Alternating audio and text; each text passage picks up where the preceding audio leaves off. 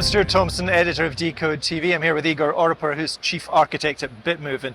Igor, you've just published your video developer report. Can you talk about some of the top lines from that? Sure, yeah, happy to. Just a quick introduction, our video developer report, this is the 9th year we're doing this. Well known in the industry for the report.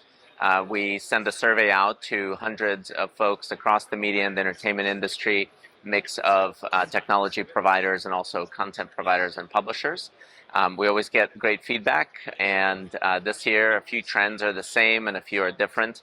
One that's consistent is cost optimization. We've seen this now for the 3rd year in a row as a top trend across the industry. Folks are looking to optimize costs. Another trend, of course, AI is everywhere, and so we wanted to ask some questions around AI. That's pretty new in the last year. We use that as a way to inform our own product development in AI. And another trend we found in this report is fragmentation of devices across, a growing fragmentation of devices. That's been a theme that's been ongoing over the years. We see more devices all the time, and we see content providers trying to reach more and more viewers across those devices. So those are some of the key trends in the report. Now, you mentioned AI there. Can you talk a little bit about the AI scene analysis product that you've introduced recently? Yeah, very excited. So this started as a hackathon project just a few months ago. We built a prototype. We demoed that prototype at NAB in Las Vegas 6 months, and we got a lot of really positive feedback, a lot of interest. And so we've been busy developing that as a feature of our VOD transcoder, and very happy to see that's now live and generally available. This is a feature that allows you to do multimodal analysis of the content itself while it's being transcoded. And that allows you to split it up into scenes, figure out who are the people in the scenes, the objects in the scenes, the mood, the setting, the lighting, and also sensitive topics, which may help with brand safety and risk management. And so we feed all of that data back, and now you can apply it to some really interesting use cases like contextual advertising. And that's actually one where one of our customers, Stir, a launch partner for this new feature, has deployed in production. Really exciting, and there's a case study on our website about that.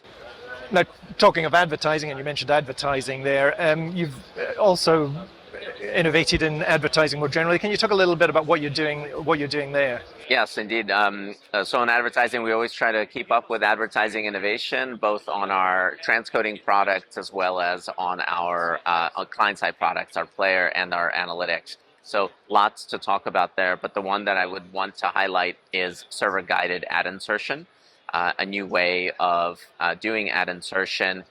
We've supported client-side ad insertion for a long time. We've supported server-side ad insertion for a long time. But of course, both of those have their own benefits and also limits. And server-guided ad insertion really intends to be a hybrid between the two. It allows you to achieve the scale that you get with client-side ad insertion, but still avoid the ad blockers, which is a benefit of server-side ad insertion. In addition, you get much better personalization of ads. So you allow users to choose between different display formats. Maybe you want side-by-side ads or an L-bar or a picture-in-picture.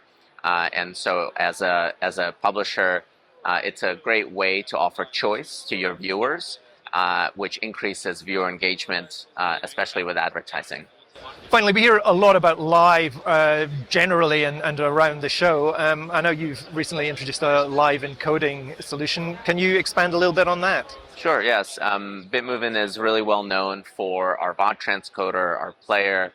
Those are products we've been in market with for years. We're a little less well known for live encoding, but it's an area where we've invested a lot of product development over the last couple of years. We're onboarding customers to our live encoder. We've onboarded one large customer recently who does 6,000 live events daily using our live encoder. And what differentiates our product is that it is cloud agnostic and cloud native, a very complex thing to do for live traditionally. I know many others are also innovating in this direction. We're playing a little bit of catch up, but I'm really excited to see this live encoder in production and out there in the real world. Great. Igor, thanks very much. Thanks, Stuart.